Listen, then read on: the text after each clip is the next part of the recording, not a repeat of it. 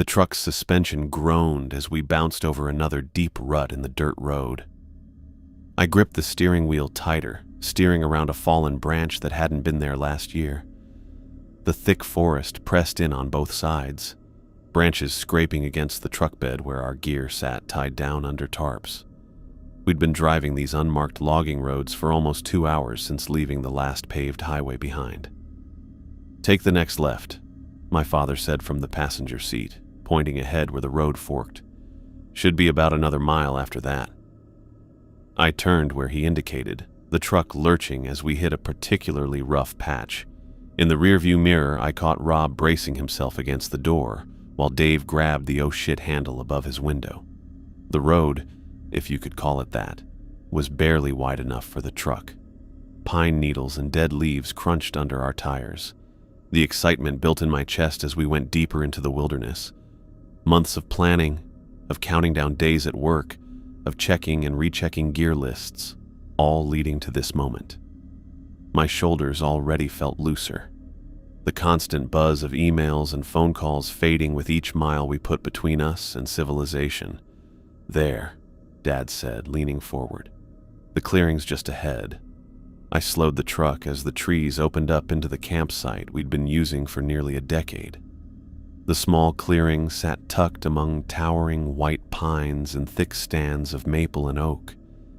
Afternoon sunlight came through gaps in the overhead trees, creating patches of golden light on the forest floor. I pulled the truck to the edge of the clearing and killed the engine. The silence hit immediately. That deep, almost physical quiet you only find miles from the nearest road.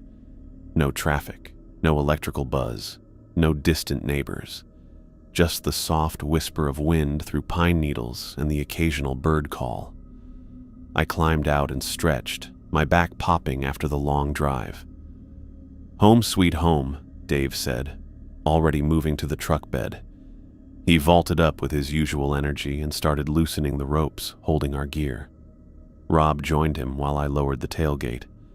We'd packed everything with practiced efficiency: tents, sleeping bags, coolers, cooking gear, and locked cases containing our rifles and ammunition. Each item had its place, loaded in reverse order of when we'd need it. Dad walked around the clearing, checking the fire pit we'd built years ago. A ring of blackened stones sat in the same spot, though winter storms had scattered a few. He began gathering them back into place, moving with the careful precision of someone who'd set up more camps than he could count. I grabbed the main tent and carried it to the flattest section of ground, about 20 feet from the fire pit. The heavy canvas smelled of pine resin and wood smoke from countless trips. Rob appeared with the tent poles and we worked together to lay everything out. "Stakes are in the side pocket," he said, already reaching for them.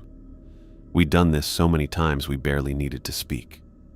I held the center pole while Rob hammered stakes into the hard-packed earth. The rhythmic thud carried through the trees.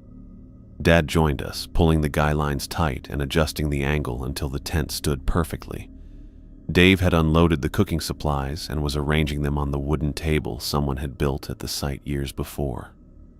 Cast iron pans, a coffee pot blackened from use, bags of rice and beans, canned goods, everything we'd need for 5 days in the woods. He stacked the coolers in the shade where they'd stay coldest. I went back for the rifles, handling each case with the respect firearms demanded. My Remington 700, Rob's Winchester, Dad's weathered Marlin 336 that his father had given him, and Dave's Mossberg. One by one, I carried them to the tent and leaned them against the far wall where they'd stay dry and accessible. The sun had dropped lower by the time we finished the major setup. I helped Rob string a tarp between 2 trees to create a covered area for our supplies. Dave dug out the camp chairs and arranged them around the fire pit. "Coffee?" Dad asked, already filling the pot with water from one of our jugs. We all nodded. Some traditions didn't need discussion. I gathered kindling from the edge of the woods, dry twigs, strips of birch bark, fallen pine branches. The good thing about camping in the same spot was knowing where to find what you needed. A hollow log near the east side of the clearing always had dry wood inside, protected from rain. Rob had the fire going within minutes, feeding larger pieces onto the flames as they caught. The smoke rose straight up in the still air. Dad set the coffee pot on a flat stone at the edge of the fire, close enough to heat but not so close it would boil over. While we waited for the coffee, I unpacked my hunting gear: binoculars, rangefinder, skinning knife, rope, game bags. Each item checked and placed where I could find it in the pre-dawn darkness. The others did the same, our movements quick and practiced. Dave spread a topographic map on the table, weighing down the corners with stones. We gathered around as the coffee started to percolate, its rich smell mixing with wood smoke. "Same zones as last year?" Rob asked, tracing the ridge lines with his finger. Dad studied the map. The logging company cut a new road through this section. He pointed to an area to the northeast. Might have pushed the deer patterns around. We discussed routes and meeting points, each of us claiming our preferred hunting area. I'd take the Oak Ridge to the west, where I'd seen good sign the previous season. Rob wanted the creek bottom to the south. Dad would work the edge of the cedar swamp, and Dave planned to still hunt through the hardwoods to the east. The coffee finished brewing, and Dad poured it into our metal cups. I wrapped my hands around mine, feeling the warmth seep through. The first sip was perfect, strong and bitter, with that slight metallic taste that somehow made it better than any coffee at home. We reviewed our plans while the daylight faded. Leave time, radio channels, what to do if someone got a deer down. The same conversation we had every year, but necessary. In the morning, we'd spread out across square miles of wilderness. Everyone needed to know the plan. I walked to the truck to grab my sleeping bag, pausing to look up at the sky. The first stars were appearing through gaps in the trees. No light pollution out here. By full dark, the Milky Way would stretch from horizon to horizon. The temperature was already dropping, that sharp autumn cold that would have us reaching for extra layers by morning. Back at the fire, Rob had started preparing dinner. Nothing fancy, just cans of stew heated directly over the flames. We ate straight from the cans, passing around a loaf of bread and a block of cheese. The simple food tasted better than it had any right to after the long day of driving and setup. Dad told stories about hunting this area when he was younger, back when you might go a whole season without seeing another person in these woods. Dave cleaned his rifle by firelight, running an oiled cloth over the barrel with careful strokes. Rob sharpened his knife, testing the edge against his thumb. I leaned back in my chair, feeling the deep satisfaction of being exactly where I wanted to be. Tomorrow would bring the actual hunt, the early wake-up, the cold walk in darkness, the long hours of waiting and watching. But tonight was about this: the fire, the stories, the friendship of men who understood why we came out here year after year. The pile of firewood got smaller as the evening wore on. I made another trip to gather more, my flashlight beam cutting through the darkness beyond our circle of firelight. The woods felt vast and alive around me. Small sounds, a rustle in the leaves, a branch creaking overhead, reminded me how much moved in the forest after dark. I returned with an armload of dead oak that would burn slow and hot through the evening. The others had pulled their chairs closer to the fire as the temperature continued to drop. Our conversation had grown quieter, more sporadic. The day's drive and the physical work of setting camp were catching up to us. "Better check the weather radio," Dad said. "Make sure that front's still holding off." I got the small radio from the truck and tuned it to the automated weather station. The mechanical voice reported clear skies for the next 2 days, temperatures dropping to near freezing overnight. Perfect hunting weather, cold enough to keep the deer moving, but not so cold we'd be miserable in our tree stands. We put away the last few items as the fire burned lower. Food hung high between trees to keep it away from animals. Water jugs lined up where we could find them easily. Flashlights and ammunition placed where we could reach them in the dark. The campsite looked good, neat but not overly tidy, useful rather than pretty. Everything we needed for 5 days of hunting. Nothing we didn't. I made a final check of my gear for the morning, running through my mental list. Rifle, ammunition, knife, rope, licenses, orange vest, all there. The others were doing the same, that final ritual before bed. Dave banked the fire, pushing the coals together and covering them with ash. They'd hold enough heat to make starting tomorrow's fire easier. Rob checked the food one more time, double-checking the knots. I looked around the camp once more. The tent stood solid against the night breeze. Our gear was neat and protected. The clearing felt like our own small outpost carved from the wilderness, a temporary home that we'd recreate each fall. Dad was already heading for the tent, moving with the careful steps of someone who knew the darkness hid roots and rocks. The temperature had dropped at least 15 degrees since sunset. My breath showed white in the flashlight beam. Inside the tent, I spread my sleeping bag on the camp cot and took off my boots. The smells, canvas, wood smoke, gun oil, wrapped around me like tradition itself. One by one, the others settled into their spots. The tent walls moved slightly in the breeze. Outside, an owl called from somewhere close, its voice carrying clearly in the still air. Rob muttered something about his cold feet. Dave was already breathing deeply, able to fall asleep anywhere within minutes.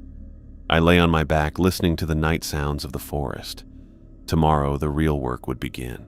Tomorrow, we'd become hunters, moving through the woods with purpose and skill. But tonight, we were just 4 men in a tent, miles from anywhere, enjoying the simple pleasure of being away from it all. The last thing I heard before sleep took me was Dad's quiet snoring and the distant rustle of wind through the pines. The hunt would begin at dawn. The alarm on my watch buzzed at 4:30, barely audible but enough to pull me from sleep. I fumbled for the button in the darkness, silencing it before it could wake the others. My breath fogged in the cold air inside the tent. I pulled on my thermal underwear and hunting clothes by feel, each layer known from years of repetition. Wool socks first, then long johns, pants, and the thick flannel shirt that still smelled faintly of wood smoke from previous trips. My fingers were already stiff from the cold as I laced my boots. The others stirred as I moved. Dave grunted and rolled over, pulling his sleeping bag higher. Rob sat up on his cot, rubbing his face. Dad was already awake. Probably had been for a while. He had this ability to wake up without an alarm, some internal clock that knew when hunting season arrived. We dressed in relative silence, communicating through nods and gestures. The tent fabric was covered in condensation from our breathing all night, and it dripped cold water on my neck as I ducked through the flap. Outside, the darkness was total. No moon, no stars visible through the tree cover. Just black forest in every direction beyond our camp. I clicked on my headlamp and started the morning routine. First, the fire. The coals from last night still held some heat under their blanket of ash. I stirred them with a stick, added some dry kindling from our pile, and blew gently until orange flames licked up. Soon I had enough light to work without the headlamp. Coffee came next. I filled the pot from our water jug, the metal handle so cold it burned my palm. While it heated, I checked my rifle one more time. Action smooth, scope clear, ammunition in my pocket. Everything exactly where it should be. The others came out from the tent like ghosts in the firelight, orange vests over camouflage, rifles in hand, moving with the careful steps of men not quite awake. We stood around the growing fire, warming our hands and waiting for the coffee. Nobody spoke much. I poured coffee into our cups when it was ready. The first sip scalded my tongue, but I didn't care. The heat spread through my chest, waking me up properly. We ate quick breakfasts, granola bars, beef jerky, whatever we could stomach at this hour. Eating felt more like duty than pleasure when you were thinking about the hunt ahead. By 5:15, we were ready. I strapped on my pack with water, rope, knife, and other essentials. Dad checked his compass even though he could probably navigate these woods blindfolded. Rob tested his radio, getting confirmation from each of us. Dave bounced on his toes, eager to get moving. "Remember Channel 3 if anyone gets something down," Dad said. "Check in at noon regardless." We split up at the edge of camp, each heading toward our chosen areas. My headlamp beam bounced through the trees as I found the game trail that led west toward the Oak Ridge. The forest floor crunched under my boots, frost on the fallen leaves. Behind me, the others' lights spread out like fireflies before disappearing into the darkness. The walk to my spot took 45 minutes. I knew the route well enough to move steadily even in the dark. Up the gradual slope, around the massive white pine that had probably been here since before my grandfather was born, across the dry creek bed that only ran during spring melt. My breathing settled into a rhythm, visible puffs in the headlamp beam. I reached the Oak Ridge as the eastern sky showed the first gray hints of dawn. My tree stand from last year was still there, though worse for wear after a winter of storms. I wouldn't risk climbing it without checking every bolt and weld in daylight. Instead, I found a good spot at the base of a thick oak with clear sight lines down two intersecting game trails. I settled against the tree trunk and clicked off my headlamp. The darkness pressed in, but my eyes would adjust. This was the hardest part for most people, sitting still, staying quiet, becoming part of the forest instead of an intruder in it. But I'd learned patience from Dad over the years. The woods would wake up around me if I gave them time. The first bird started calling as the sky lightened.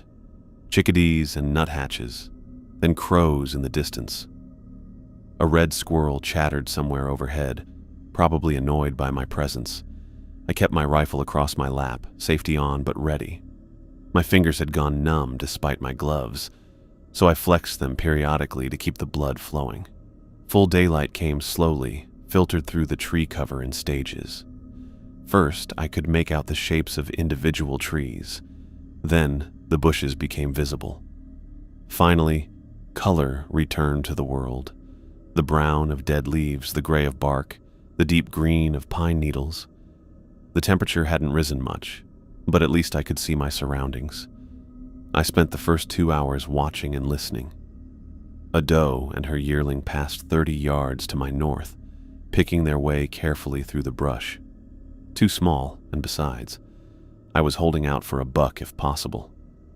A pileated woodpecker hammered on a dead tree nearby, the sound bouncing through the forest like someone knocking on a door. By 9 o'clock, I needed to move. My legs had cramped from sitting in one position too long, and I hadn't seen any fresh sign in my immediate area. I stood slowly, joints protesting, and began still hunting along the ridge. Step, pause, look around. Step, pause, look around. Moving maybe 50 yards every 15 minutes. The ridge dropped off sharply to the north, giving me a good view down into a hollow where a small creek ran. Spring-fed from the look of it, still flowing even after the dry autumn. I checked the area with my binoculars, examining each shadow and suspicious shape. Movement caught my eye near a bend in the creek.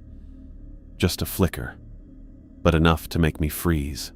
I waited, binoculars steady.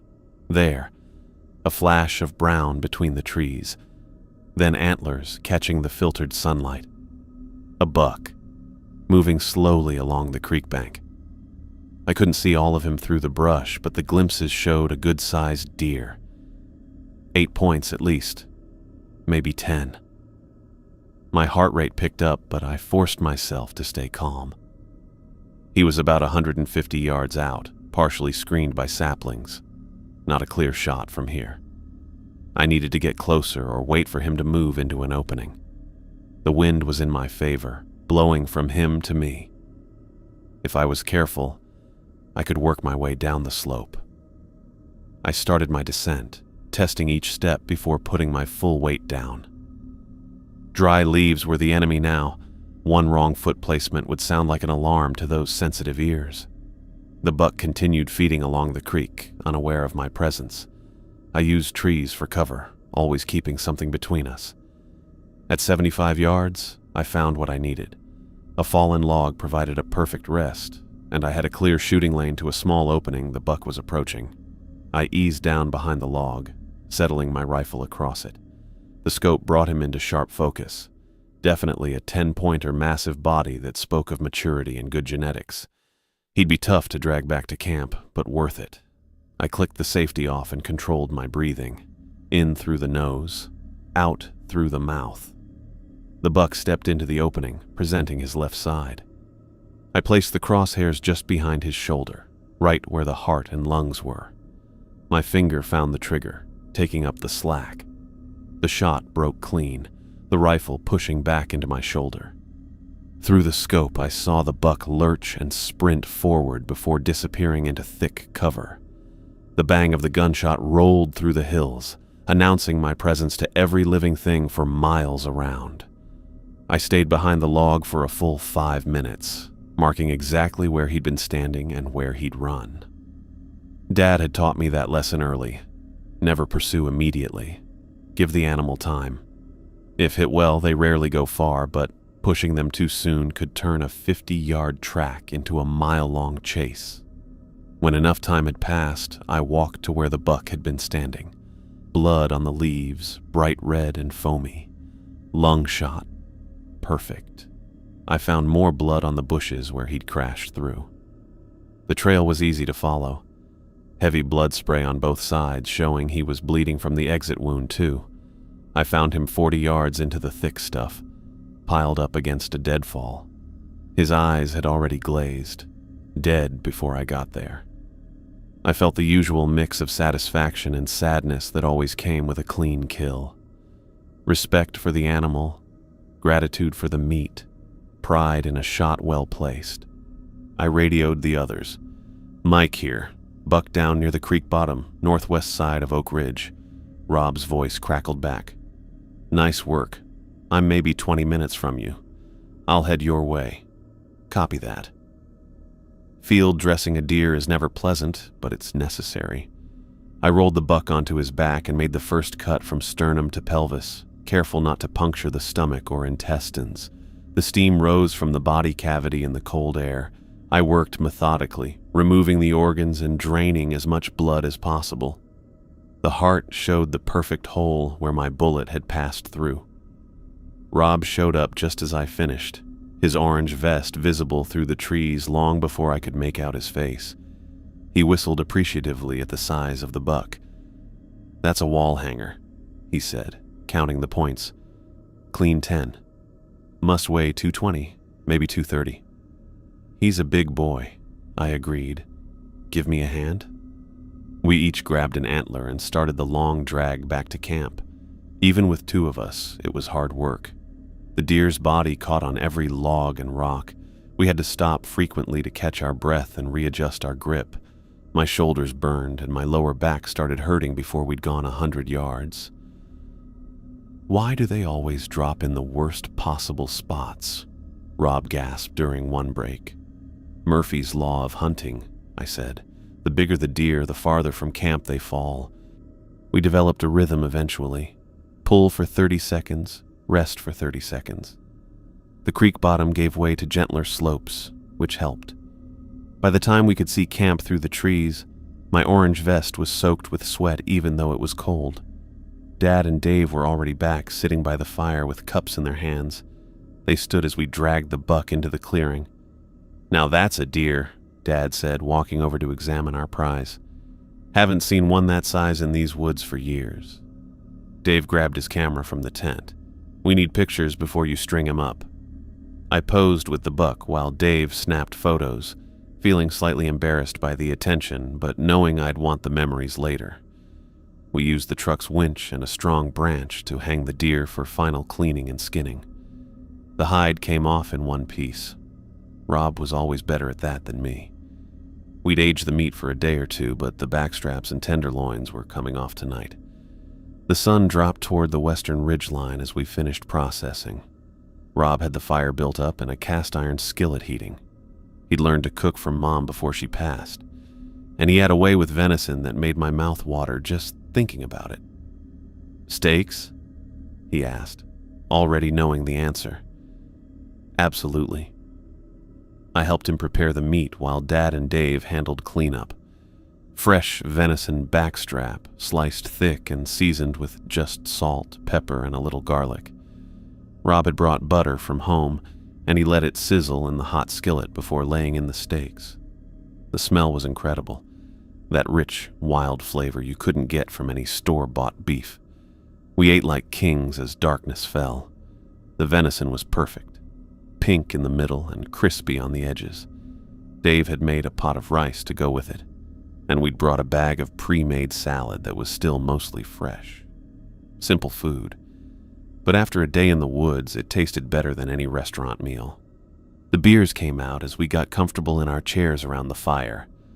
Nothing fancy, just cold cans of whatever was on sale when we'd stopped for supplies. They went down easy after the long day. Dad pulled his flask from his jacket and passed it around. The whiskey burned warm down my throat, mixing with the satisfaction of a successful hunt. "Remember that 8-pointer I got up here in '92? Dad asked, already launching into one of his stories. Season was almost over. Hadn't seen anything worth shooting for 2 weeks. I'd heard the story before, but I listened anyway. Something about sitting around a fire made even familiar tales worth rehearing. Dave jumped in with his own adventure from an elk hunt in Colorado, complete with hand gestures and sound effects. The bottle made another round. The stars came out in force overhead, visible through gaps in the trees. The temperature was dropping again, but the fire kept us comfortable. I added another log, watching the sparks spiral up into the darkness. My muscles ached from the day's work, but it was a good ache. Earned through effort, not from sitting at a desk. Rob told a story about nearly falling out of a tree stand last season, which had us all laughing. The beer cans piled up at our feet. Nobody was getting drunk. We had hunting to do tomorrow, but a pleasant buzz took the edge off the cold. "Good day," Dad said during a lull in conversation. "Meat in the cooler, everyone safe, weather holding." We all nodded agreement. These trips were about more than just hunting. They were about this, the fire, the stories, the time spent with people who mattered. No cell phones, no emails, no schedules except the one nature gave us. Just men in the woods, continuing traditions that went back generations. The fire burned lower as the evening went on. Dave yawned first, setting off a chain reaction. We'd all been up since before dawn, and tomorrow would start the same way. I stood and stretched, joints popping. "Think I'll turn in," I said. "Good idea," Rob agreed, already moving to bank the fire. We went through our nightly routine, securing food, checking gear, making sure the fire was safe. The deer hung high and away from the tent, covered with game bags to keep insects off.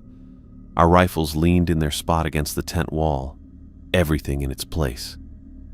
I crawled into my sleeping bag, tired but content. The hunt would continue tomorrow, but today had been everything I'd hoped for. A clean kill, good meat, time with family and friends. The simple pleasures that brought us back to these woods year after year. Outside the tent, an owl called in the distance. The wind rustled through the pines. Normal forest sounds that meant all was well. I closed my eyes and let exhaustion pull me under, already looking forward to another dawn in the woods. The cold woke me first. My sleeping bag had moved during the night, leaving my shoulder exposed to the frigid air coming through the tent wall. I pulled the fabric back up and tried to settle in again, but something felt off. The forest was too quiet. None of the usual nighttime rustling or distant owl calls that normally provided a backdrop to sleep. I heard movement from Rob's cot. The metal frame creaked as he sat up. Then Dad's breathing changed from the steady rhythm of sleep to something more alert. We'd all noticed it at the same time, that strange absence of sound that meant something had disturbed the natural order of the woods. "You guys awake?" Dave whispered from his corner of the tent. "Yeah," I answered, already reaching for my jacket. "Something's not right." We dressed quickly in the darkness, each of us moving with the careful efficiency of men who'd learned to trust their instincts. I found my boots by feel and laced them tight, then grabbed my flashlight from beside the cot. The tent zipper sounded unnaturally loud as I pulled it open. Outside, the night pressed in around us. The fire had died to barely glowing coals, providing just enough light to navigate without tripping over the ring of stones. I added some kindling from our pile, then larger pieces as flames began to catch. The others joined me, their faces emerging from shadow as the fire grew. We didn't need to discuss why we were all awake. Years of hunting had taught us to recognize when the forest held its breath. Every small animal, every insect, every night bird had gone silent. In my experience, that meant one of two things. Either a large predator was moving through the area, or a storm was coming. The clear sky ruled out weather. I fed more wood to the fire until we had a proper blaze going. The warmth felt good against the cold, but more than that, the light pushed back the darkness to a comfortable distance. We arranged ourselves in the camp chairs, nobody quite ready to voice what we were all thinking. Dad broke the silence first, speaking in a low voice. "Reminds me of a night up here about 15 years ago.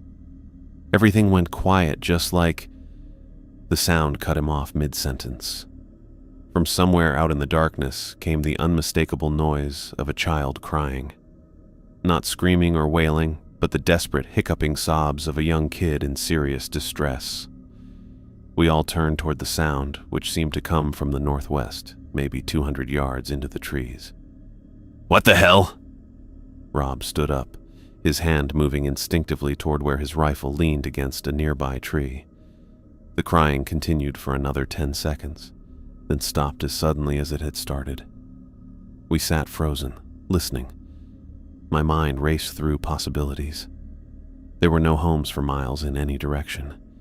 No camping areas or hiking trails that would bring families out here.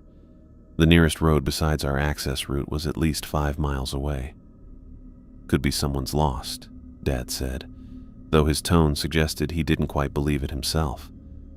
"Maybe a family camping illegally kid wandered off." Dave was already pulling on his orange vest. "We should check it out, if there's really a kid out there." "Hold on." I put a hand on his arm as he reached for his flashlight. "Let's think about this for a second." "Think about what?" "There's a child crying in the woods." The sound came again, but this time from the east. Same pitch, same desperate quality, but the direction had changed by at least 90 degrees. That wasn't possible if it was one lost child. The crying lasted longer this time, maybe 20 seconds, and something about it made the hair on my neck stand up. The tone was right, the rhythm was right, but there was an underlying quality that felt wrong, like listening to a recording played back at not quite the right speed. "That's not the same direction," Rob said quietly. We waited in tense silence. 5 minutes went by. Then the crying started again, this time from the south, closer than before, maybe only 100 yards out. The sound was identical to the previous times, same age, same level of distress, same duration. But no child could move that quickly through thick forest in complete darkness. "It's circling us," I said. Dad shifted in his chair, his weathered face troubled in the firelight. "In 40 years of hunting, I've never heard anything like that." "Could be an animal," Dave suggested, though he didn't sound convinced. "I've heard foxes can make some weird noises." "That's no fox." I'd heard plenty of fox calls over the years. They could scream like a woman being murdered. But this was different. This was specifically mimicking a human child, and doing it with disturbing accuracy. The crying came again from the west, finishing the circle around our camp. Each time felt more wrong than the last. The pattern was too perfect, the sound too consistent. Whatever was making that noise was careful, smart. It was testing us, seeing how we'd react. Rob had gotten his rifle and was checking the chamber. "I don't like this. Maybe we should—" "Shh." Dad held up a hand. From the darkness beyond our fire came the sound of breathing. Heavy, rhythmic breathing like someone who'd been running hard. It came from the same direction as the last cry, but lower to the ground. I grabbed my own rifle, flicking off the safety. The breathing continued, neither approaching nor retreating, just keeping that steady rhythm at the edge of our vision. "Who's there?" Dave called out, his shotgun now in his hands. The breathing stopped immediately. The silence that followed was worse than the sound had been. We sat with weapons ready, looking around in the darkness beyond the firelight. Nothing moved. No branches moved. Even the wind had died completely. Then the crying started again, but different this time. The age had changed. Instead of a young child, it now sounded like a teenager. The distress was more clear, almost forming words, but not quite, and it came from directly above us, up in the trees. I tilted my head back, flashlight beams sweeping through the branches overhead. Nothing. The crying continued for almost a minute, moving through the treetops from one side of our clearing to the other. No moving of branches, no snapping of twigs. Whatever was up there moved in complete silence except for that horrible copying of human distress. "We need more light," Rob said, his voice tight with stress. We built the fire higher, adding wood until flames rose 6 feet into the air. The bigger circle of light made me feel a little better, though I knew it was mostly psychological. If something wanted to approach us, a bigger fire wouldn't stop it. But at least we could see each other clearly, could see the tension in each other's faces. The crying had stopped again. We waited, weapons ready, barely breathing. Time stretched out forever. My watch showed it had only been 20 minutes since the first sound, but it felt like hours. The muscles in my shoulders had gotten tight, and I forced myself to relax them. "Maybe it's gone," Dave said hopefully. As if in response, the crying started up again from multiple directions at once. North, south, east, 3 different sources, all slightly different in age and tone, but clearly meant to be human children in trouble. The sounds mixed together, creating a horrible mess of fake crying. My logical mind knew it was impossible, but my instincts yelled at me to help those kids who weren't really there. "That's not natural," Dad said, stating what we all knew. "Nothing in these woods makes sounds like that." The crying from the north grew louder and more desperate.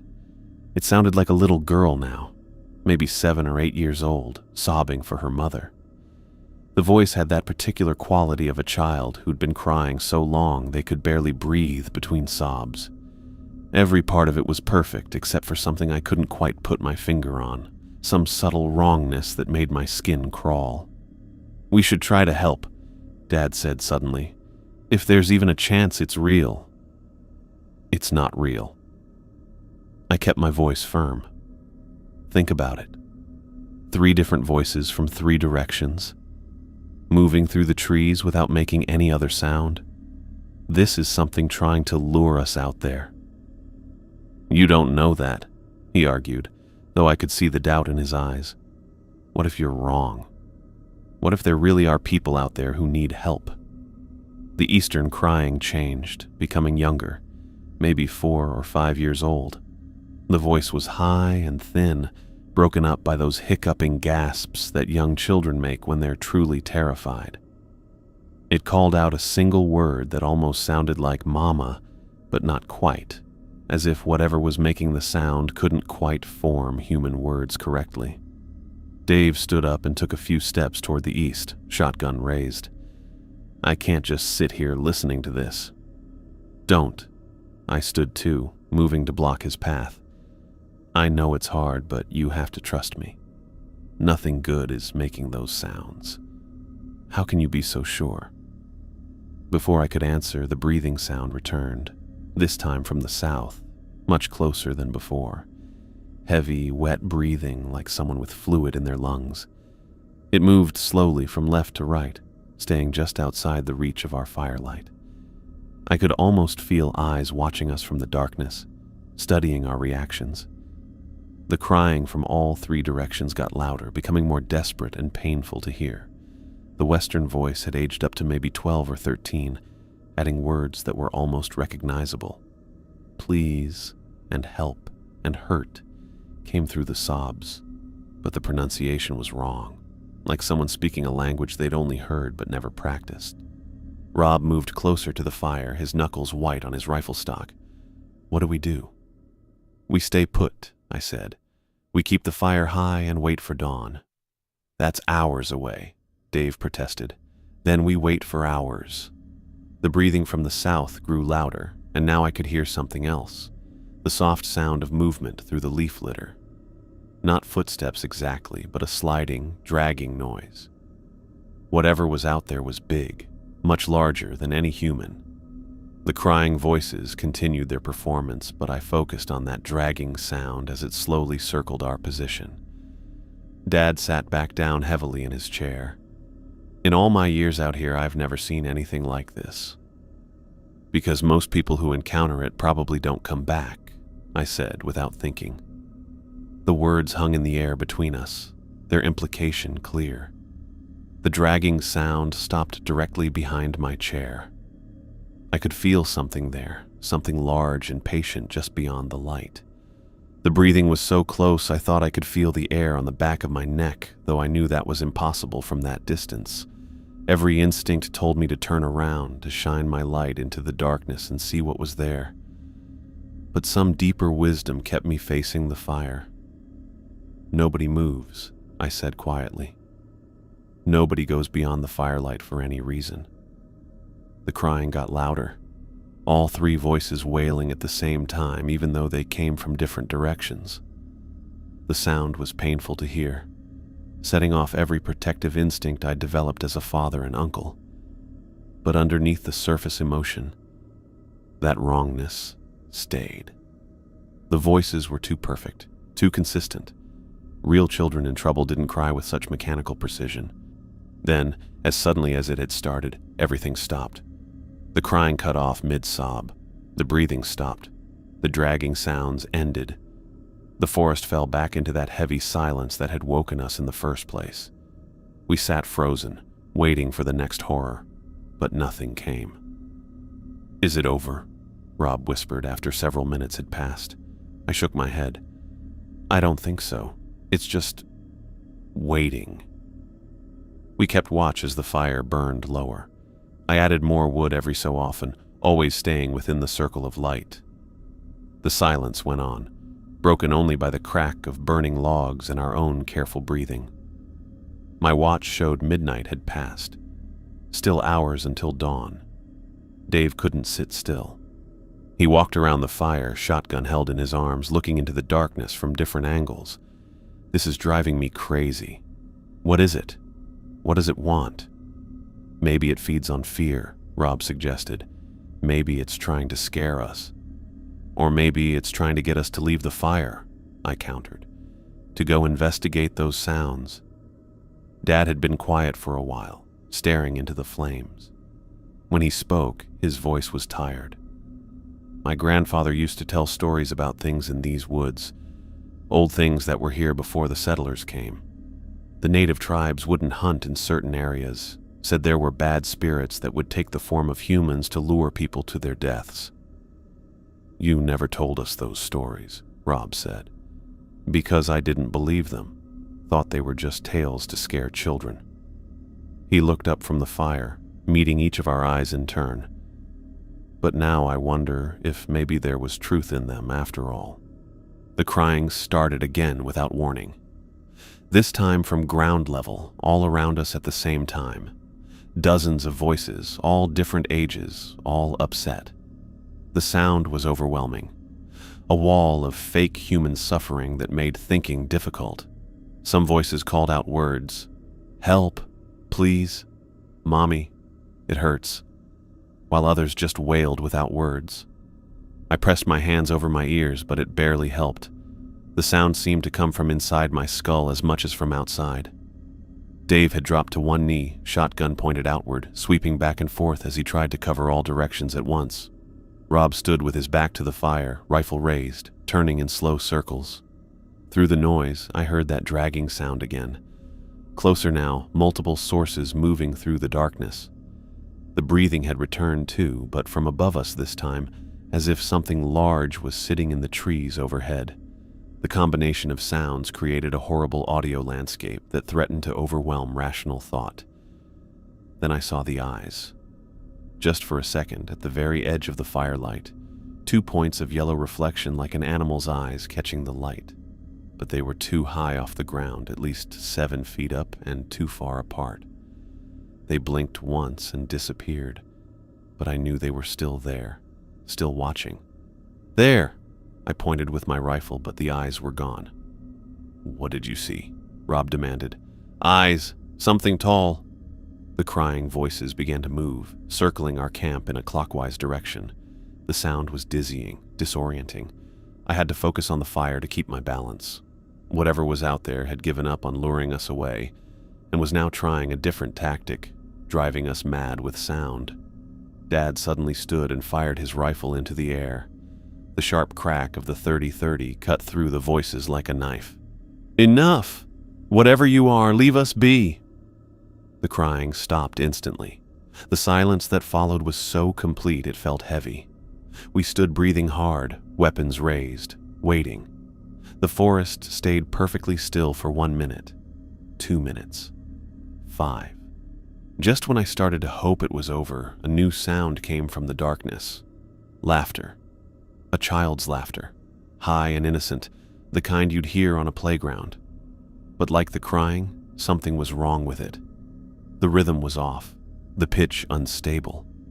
It sounded like something that had heard human laughter, but didn't understand the emotion behind it. The laughter moved through the trees, sometimes close, sometimes distant, sometimes seeming to come from multiple directions at once. It was somehow worse than the crying.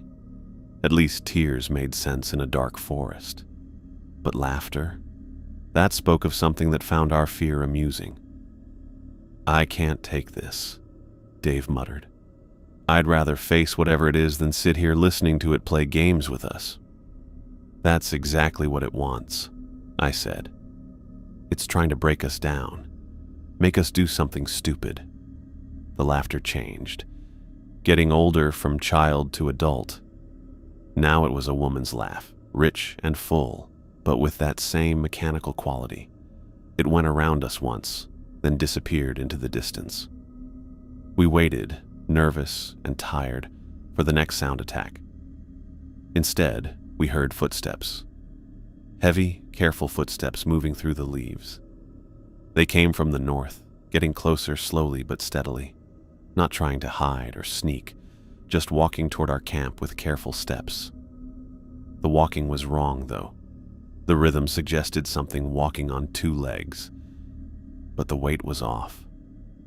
"Everyone stay calm," I said, sighting down my rifle toward the sound. "Keep your weapons ready, but don't shoot unless you have a clear target." The footsteps stopped just outside our circle of light. We could hear breathing again, but different from before. This was quieter, more controlled, almost human, but not quite. The silence stretched between us and whatever stood in the darkness. Then it spoke. The voice was that of a young woman, frightened and lost. "Please, I need help. I've been lost out here for hours. I saw your fire." Every word was perfectly formed, the emotion seemingly genuine. But I'd been listening to this thing's attempts at human mimicry for too long. I could hear the subtle wrongness in the rhythm, the slight mechanical quality that gave away its inhuman origin. "Please," the voice said again. "I'm so cold.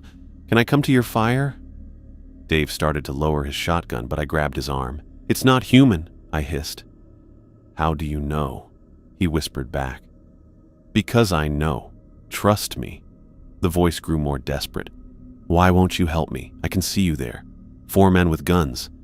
I'm just one woman, lost and afraid. Please." Dad called out, "Step into the light where we can see you." I can't. I'm hurt. My ankle. Please, just come help me. I'm right here." The breathing grew heavier, more difficult. The thing was putting on quite a performance, but it wouldn't or couldn't step into our firelight, and that told me everything I needed to know. "We're not coming out there," I announced firmly. "If you need help, You'll have to come to us." The silence that followed was heavy with threat. When the voice spoke again, it had changed. Still female, but older now, and with an edge of anger. "You're going to let me die out here? What kind of men are you?" Rob moved uncomfortably beside me. I could feel the guilt working on him, even though he knew as well as I did that this was no lost woman. The thing in the darkness was playing on our built-in instincts to help, to protect. It was a clever predator. The voice. The first real sunlight touched the treetops, and I finally let myself relax a bit. Whatever that thing was, it seemed to be a creature of darkness. But even as relief washed over me, I knew the memory of this night would stick with me forever. The sounds of those fake voices would repeat in my nightmares for years to come. But the light wasn't strong enough yet, not nearly.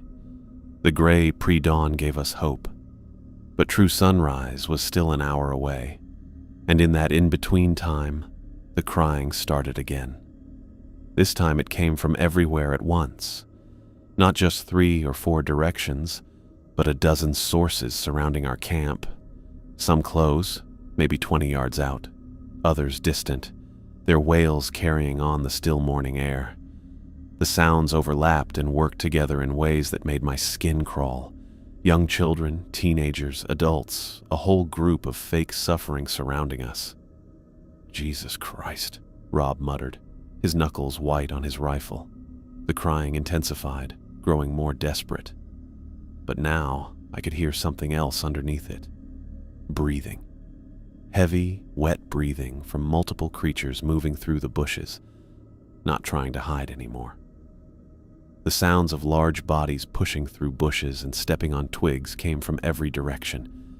Dad stood up from his chair, his old Marlin in his hands. "Mike, maybe we should—" "No," I cut him off.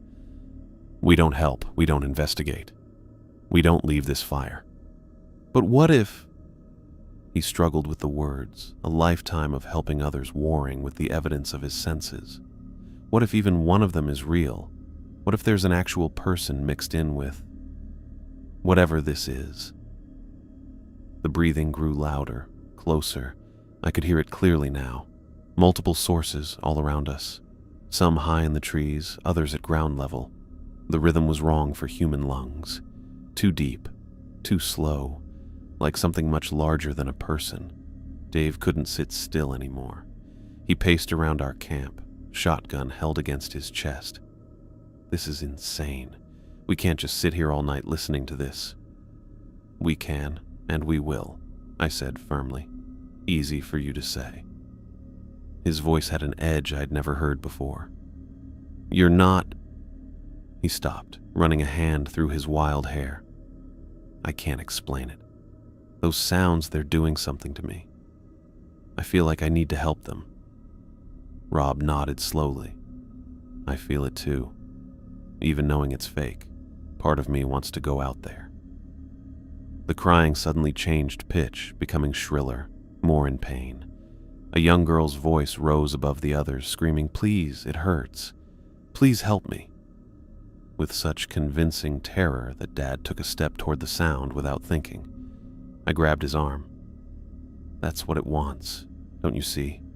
It's using our instincts against us. Maybe we should try to sleep," Rob suggested without much conviction. "Take turns on watch. We're all exhausted, not thinking clearly." "You want to sleep through this?" Dave gestured wildly at the darkness where the sounds continued their horrible symphony. "He's right, though," I said. "We need to try. 3 hours until full daylight. We'll take 1-hour shifts. Dave, you're too worked up. You take first watch." Dave laughed, but there was no humor in it. "Yeah, sure. I'll just sit here listening to children being tortured." "They're not children," I reminded him. "I know that." He was almost shouting now. "But it doesn't make it easier." The breathing sounds moved closer, and I heard something new. A sliding, dragging noise like something heavy being pulled across the forest floor. It came from the north, moving slowly but steadily toward our camp. "Everyone grab your gear," I ordered. Sleeping bags, whatever you need. We'll bed down here by the fire. Nobody wanted to go to the tent. We dragged our sleeping bags out and arranged them in a tight circle around the fire pit. But lying down felt too risky with those sounds surrounding us. We ended up sitting on our bags, backs to the fire, weapons across our laps. The crying came and went in waves. Sometimes it would fade to almost nothing, just one or two distant voices. Then it would come back strong, a dozen sources wailing at the same time. The breathing never stopped. That wet, heavy sound circled us continuously, stopping every now and then as if the creatures were watching us. "Try to rest," I told the others. "Dave will wake the next person in an hour." But nobody could sleep. How could we with that noise continuing? Every time I closed my eyes, the sound seemed to get inside my head. The fake children's voices triggered every protective instinct, even though I knew it was a lie. A branch snapped loudly to our east, then another to the west. Whatever was out there wasn't trying to be quiet anymore. More branches broke, some high up in the trees, others at ground level. The creatures were moving, repositioning themselves around our camp. Dave suddenly stood up. "I saw something." "Where?" "There." He pointed with his shotgun. "Between those two pines, something white." We all looked but saw nothing. Dave kept his weapon aimed at the spot, his whole body shaking with tension. The crying from that direction grew louder, more demanding. "There! You see it?" I caught a look at movement, something pale sliding between the trees. Too quick to make out details, but definitely there. My finger found the trigger of my rifle. "What was that?" Rob whispered. "I don't know, but it's real. We're not imagining this." The breathing sound came from directly behind us now, so close I could almost feel the moisture in it. We spun around, weapons raised, but saw only darkness. The fire had burned lower while we were distracted. I grabbed more wood and threw it on, sending up a shower of sparks. The expanded light pushed the darkness back, but only slightly. Whatever was out there had grown bolder. I could feel multiple presences watching us, waiting for something. "We should take shifts," Rob said again. "We need to conserve our strength." But Dave was beyond reasoning. He paced frantically, muttering to himself. The crying sound seemed to affect him more than the rest of us. His eyes were wild, jumping from shadow to shadow. Every few seconds he'd snap his shotgun up, aiming at some movement he thought he saw. "Dave, sit down," I ordered. "You're making everyone nervous." "Nervous?" He laughed, that humorless laugh again. "We're surrounded by God knows what, listening to kids being tortured, and you're worried about nervous?" Dad tried a calmer approach. "Son, we need to stick together. Stay calm." "Calm?" Dave's voice cracked. "How can any of you be calm?" The crying suddenly stopped. All of it, from every direction. The silence was so abrupt it felt like pressure on my eardrums. Even the breathing sounds stopped. We stood frozen, waiting for whatever came next. Then, from very close, maybe 10 feet beyond our fire circle, came a new sound. Whispering. Multiple voices speaking in hushed tones, too quiet to make out words. The sound moved, circling us slowly. Sometimes it seemed like 2 voices, sometimes dozens. "What are they saying?" Rob asked. "I don't think it matters," I replied. The whispering got louder but stayed unclear. It sounded like people talking about something important. But the timing was wrong. The pauses came at weird times and the tone never changed. It was another fake attempt to sound human. Dave suddenly screamed, a rough sound of anger and fear. He fired his shotgun into the air, the blast loud in the early morning quiet. "Shut up. Just shut up." The whispering stopped right away. Dave stood breathing hard, smoke rising from his weapon. We all watched him carefully, seeing how close to breaking he was. "Feel better?" I asked carefully. "No." He slumped back onto his sleeping bag. "No, I don't feel better at all." The breathing started up again, but different now. faster, more worked up. The things out there had reacted to Dave's outburst. I heard more movement, more branches breaking. They were moving around again, maybe getting ready for something. The crying started again, but wrong this time. The voices were messed up, speeding up and slowing down like a broken recording. Kid voices stretched into deep tones, then snapped back to sharp screams. The sound hurt to hear, making my teeth ache. "It's angry," Dad said quietly. Dave shooting at it made it angry. The twisted crying grew louder, more chaotic. Multiple voices layered into a wall of sound that made thinking difficult. Dave pressed his hands over his ears, rocking back and forth. Rob had gone pale, his jaw clenched tight. Even Dad looked shaken, his usual composure cracking.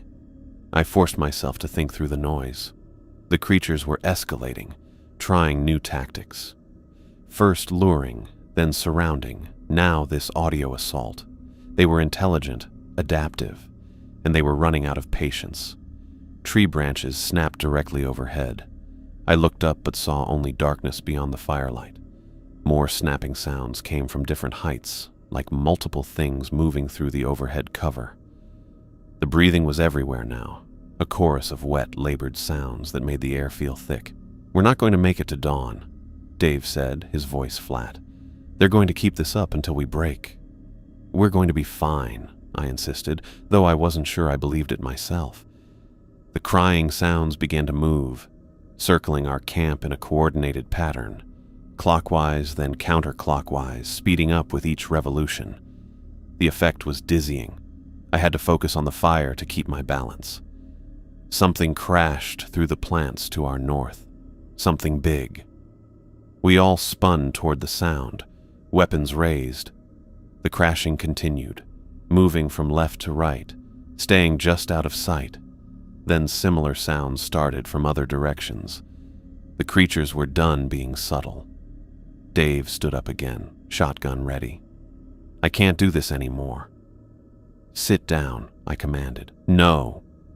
He backed away from the fire slightly. "No, I need to do something. I need to make this stop."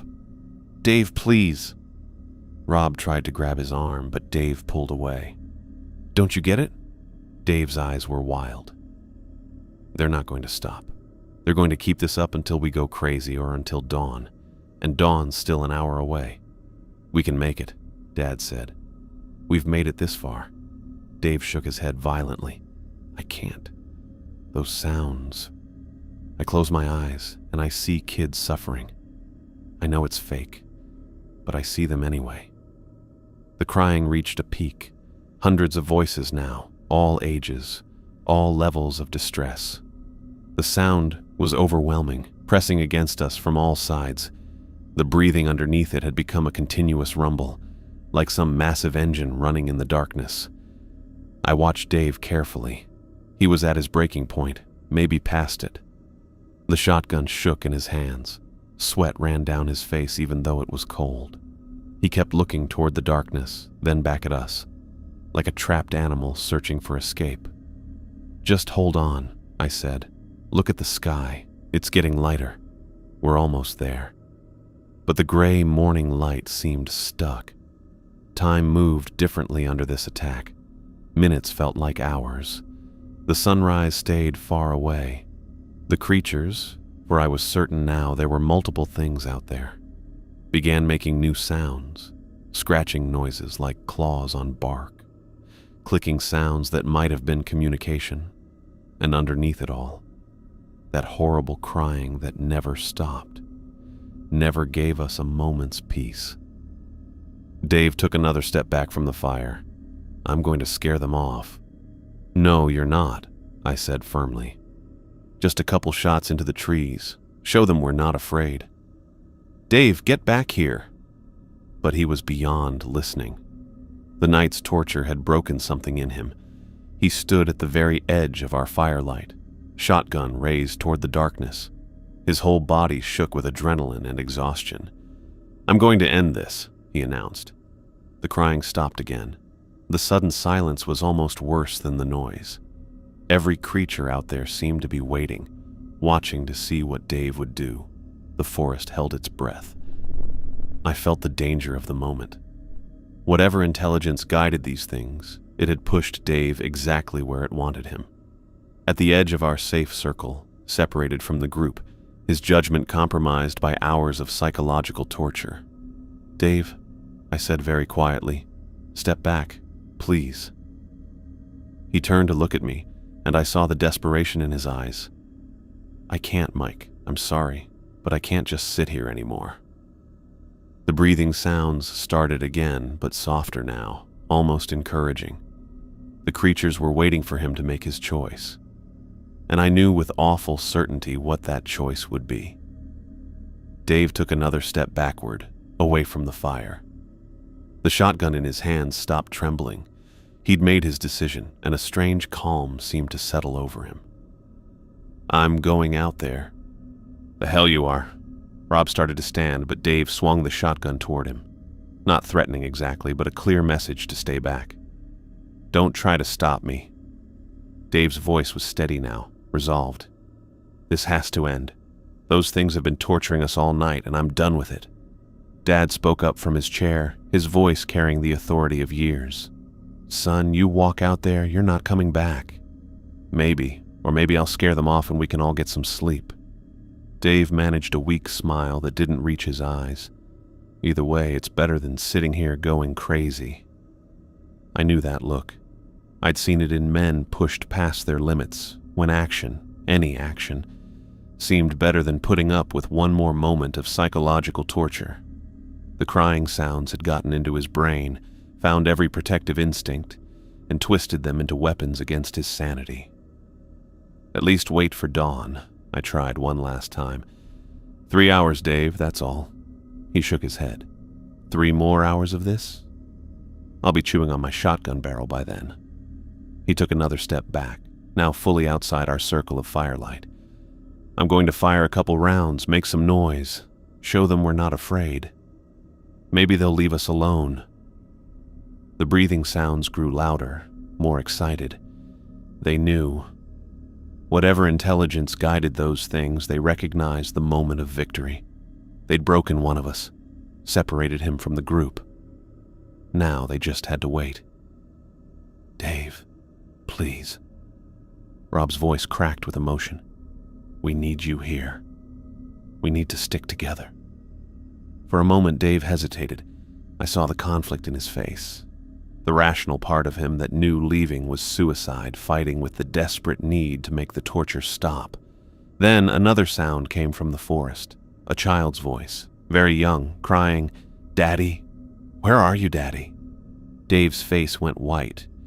He had a 4-year-old daughter back home. "That's not real," I said quickly. "You know that's not real." "I know." His voice was barely a whisper. "But what if somewhere out there some other family is camping? What if—" "There's no one else out here," Dad said firmly. "No campgrounds, no trails, no access roads for miles. You know this." Dave turned toward the sound, shotgun rising. "Daddy, I'm scared." "God damn them," Dave muttered. He looked back at us one more time. "I'm sorry. I have to know." And then he was gone, crashing through the bushes toward that fake child's voice.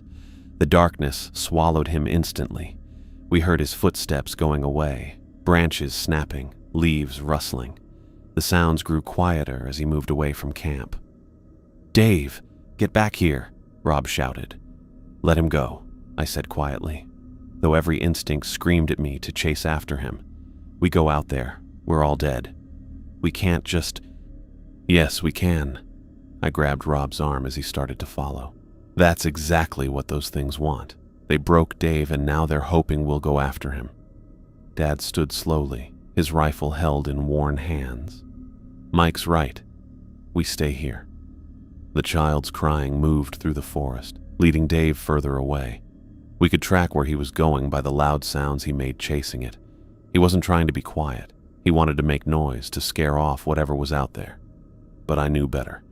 You can't scare something that's spent all night showing it has no fear of humans. The sounds of Dave moving got quieter.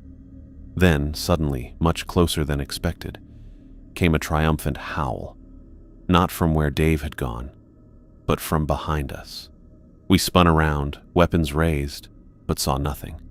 The howl came again from our left, then our right, multiple creatures celebrating their success. "They were waiting," Rob said, understanding dawning on his face. "They pushed Dave exactly where they wanted him." I nodded grimly. "And now, they're letting us know it." The forest fell silent except for the distant sounds of Dave still moving through the bushes. We tracked him by ear, his path taking him in a wide arc around our camp. The child's voice kept ahead of him, always just out of reach, leading him deeper into the woods. 5 minutes passed, then 10. Dave was now far enough away that we could barely hear him. The creatures around our camp had gone quiet, maybe following their prey, or maybe just waiting to see what we'd do. Then, crystal clear in the still night air, came the sound of Dave's voice. "Where are you? I'm here to help." I felt sick. He was fully committed now, beyond reasoning. The false child answered with more crying, more pleas for Daddy. Dave's footsteps started again, heading north into the deepest part of the forest. "We have to do something," Rob said desperately. "We are doing something. We're surviving." I kept my rifle ready, scanning the darkness. "Dave made his choice." "You cold bastard, he's our friend." "And he's already gone," I snapped back. "You didn't see those eyes I saw. You didn't feel what I felt when that thing was breathing behind my chair. Whatever's out there, it's not some animal we can scare off. It's smart, it's patient, and it just got exactly what it wanted." Dad moved closer to the fire, adding more wood. "How long do we wait?" "Until dawn. Then we look for him. That's 3 hours away. Then we wait 3 hours." The silence stretched between us, broken only by the crackling fire. I tried to hear any sound of Dave, but he'd moved beyond our hearing. The forest had swallowed him completely. Around us, the creatures stayed quiet, maybe enjoying their victory. 20 minutes passed with no sound from Dave. Rob paced back and forth. Dad sat staring into the fire, and I kept watch on the edge of our camp. Every minute that passed made it less likely we'd see our friend again, but rushing into the darkness would only add to the body count. Then, sharp and clear, 2 shotgun blasts carried through the forest. We all jumped to our feet. The shots came from the north, maybe a quarter mile away. The sounds bounced through the trees and faded into silence. We waited, hardly breathing, for any other sound. Nothing. "Dave!" I shouted into the darkness. "Dave, can you hear me?" My voice echoed back, mocking me. No response from our friend. "Dave!" Rob's voice was raw with desperation. Still nothing. The forest had gone completely quiet. No crying, no breathing, no movement. Even the normal night sounds had stopped. It was as if the entire woods held its breath, waiting to see what we'd do next. "We have to go after him," Dad said. It wasn't a suggestion. It was a statement of fact. A father's instinct to protect, even though Dave wasn't his blood. "No," I said firmly. "That's exactly what they want. Those shots. Either Dave hit something or something made him waste his ammunition. Either way, going out there now is suicide. So we just leave him? We wait for dawn. First light, we go looking. But not before. He could be hurt. He could be bleeding out right now. Or he could be dead, and those things are waiting for us to come investigate." I met Dad's eyes. "You know I'm right. You know what happened to those shots means." The silence from the forest was answer enough. Whatever had happened after Dave fired his weapon, it hadn't scared the creatures away.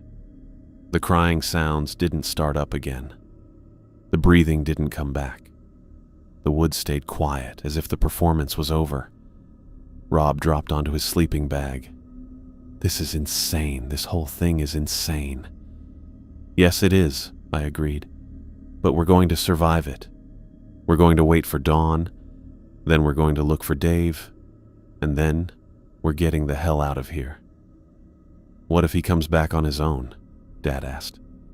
"What if he's just lost? Then he'll see our fire and head for it." But I didn't believe that, and neither did they.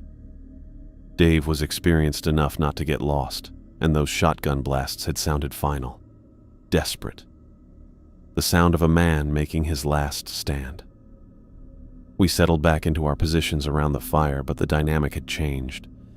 Where before we'd been united in our determination to wait out the night, now guilt and grief ate at us. Dave had been our friend. Rob and I had known him since college. Dad had treated him like another son, and we'd let him walk into the darkness alone. But I knew with cold certainty, that following him would have meant all our deaths. Whatever intelligence guided those creatures, it had put this together perfectly. Break the weakest link, draw him out, then wait to see if the others would follow. We'd disappointed them by staying put, but that didn't mean they were done with us. An hour went by, then another. The eastern sky began to show the faintest hint of gray. Not true dawn yet, but the promise of it. We'd made it through the night, but at terrible cost. Dave was gone, and we all knew the chances of finding him alive were basically zero. Rob broke the silence. "What do we tell his wife?" "The truth," I said. "That something in these woods took him. She'll think we're crazy." "Maybe, but lying won't bring him back." Dad stood and stretched, his joints popping in the cold air. "Soon as it's light enough to see, we go looking. All three of us, armed and ready." Agreed. I checked my rifle for the 100th time that night. We follow his trail as far as we can. But if we see or hear anything that suggests those creatures are still around, we retreat immediately. And if we find... Rob couldn't finish the sentence. If we find a body, we mark the location and get the authorities. I tried to sound matter-of-fact, but my voice caught slightly. We don't try to recover it ourselves, not with those things potentially still out there. The sky continued to get lighter. True dawn was maybe 30 minutes away. I could start to make out the shapes of individual trees rather than just a wall of darkness. The fire had burned down to coals, but we didn't bother building it back up. Soon we'd be leaving this cursed place forever. "I keep thinking," Dad said quietly, "about all the times we've hunted here, all the years. And that thing was always out here with us. Maybe. Or maybe something changed. Maybe we ventured too deep this time, crossed into territory we shouldn't have." "You really think Dave is dead?" Rob asked. I considered lying, offering false hope. But these men deserved honesty. "Yeah, I do. Those shots, then silence. Nothing good comes from that." We began preparing for our search. I loaded extra ammunition into my pockets. Rob checked his rifle's scope. Dad pulled on his orange vest. Ironic, considering we were now the hunted rather than hunters. We moved with the coordination of men who'd shared dozens of camping trips, but underneath was barely controlled grief and rage. The sky grew lighter. I could now see maybe 50 yards into the forest. Still too dark for a safe search, but getting there. My watch showed 6:15. By 6:30, we'd have enough light to follow Dave's trail. "When we find the spot," I said, "we look for evidence. Blood, torn clothing, his weapon. But we don't spread out. We stay within sight of each other at all times." "And if those things are still there?" Rob asked. "Then we leave. Immediately. No heroics, no revenge. We get out and let the authorities deal with it." Dad laughed bitterly. "The authorities? Right. They'll think we're drunk or crazy." "Maybe, but that's their problem." The forest began to wake with the normal morning sounds. Birds chirped tentatively as if checking whether it was safe. A squirrel chattered somewhere nearby. The heavy feeling of the night was going away, though I knew the danger hadn't passed. Those creatures might be nocturnal, or they might simply be waiting for us to enter their territory. At 6:30, I made the call. "All right, let's go." We put out the fire and gathered our weapons. I took point, following the obvious trail Dave had left in his desperate pursuit of the crying child. Broken branches, disturbed leaves, and boot prints in the soft earth made it easy to track his path. He hadn't been trying to hide. He'd been crashing through the brush like a man possessed. We moved in single file, weapons ready. Rob covered our rear while Dad stayed close behind me. Every shadow could hide a threat. Every sound might signal an attack. But the forest seemed normal now, almost peaceful. If I hadn't lived through the previous night, I might have thought it was just another hunting morning. Dave's trail led north, then curved east in a wide arc. He'd been following something, changing direction multiple times. We found his first stop about 100 yards from camp, a small clearing where he'd obviously paused, looking for the source of the crying. Bootprints circled the area, showing his confusion. He was already lost here, Rob observed. Turned around.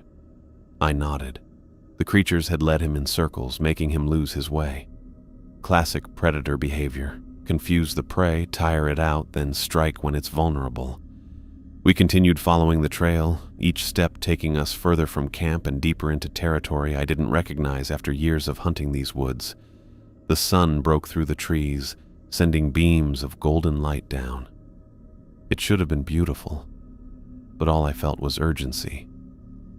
We needed to find Dave, or whatever was left of him, and get out before those things decided to finish what they'd started. His trail led us down a steep slope into a ravine I'd never seen before. The trees grew thicker here, older. The bushes were thick, making progress slow. Dave's path showed he'd been struggling too, fighting through thorns and tangled vines.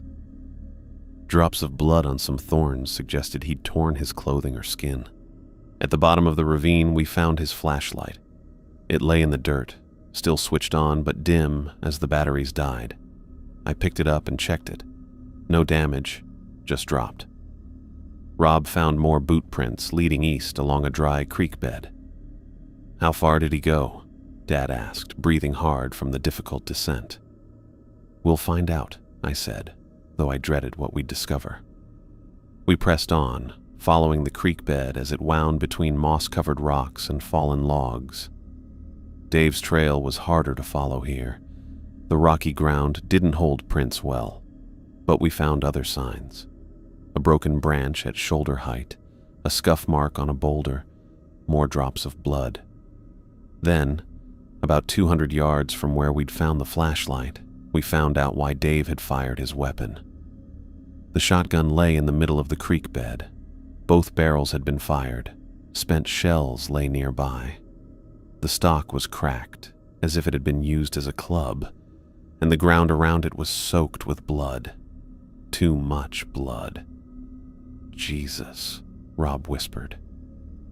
I knelt beside the weapon, trying to figure out what happened. The blood wasn't pooled in one spot. It was splattered across a 10-foot area. Some on the rocks, some on the leaves, some painted across tree trunks at shoulder height. Dave had made his stand here, fighting something, and he'd lost. "Where's the body?" Dad asked, voicing what we were all thinking. I stood slowly, looking around. No body, no torn clothing, no remains of any kind except the blood. But I did see something else. Marks in the dirt that made my blood run cold. Not footprints, not paw prints. Something else entirely. Long grooves, as if something had been dragged. And the drag marks led up. Straight up the trunk of a massive oak tree. I followed the marks with my eyes, up the trunk to where they disappeared into the overhead branches. The message was clear. Dave hadn't just been killed. He'd been taken, carried up into the trees by something strong enough to drag a full-grown man straight up a vertical surface. "We need to go," I said. "Now." Neither Rob nor Dad argued. We'd found what we came for, evidence of Dave's fate. Staying any longer would only risk joining him. I photographed the scene with my phone, documenting the blood, the weapon, the strange marks. Then we began our retreat, moving as quickly as we could back the way we'd come. The forest stayed quiet during our return journey, but I felt watched the entire time. Those things were still out there, probably watching our every move. They'd claimed their prize and were letting us go. Or maybe they were just waiting for darkness to fall again. We reached camp as full daylight came into the clearing.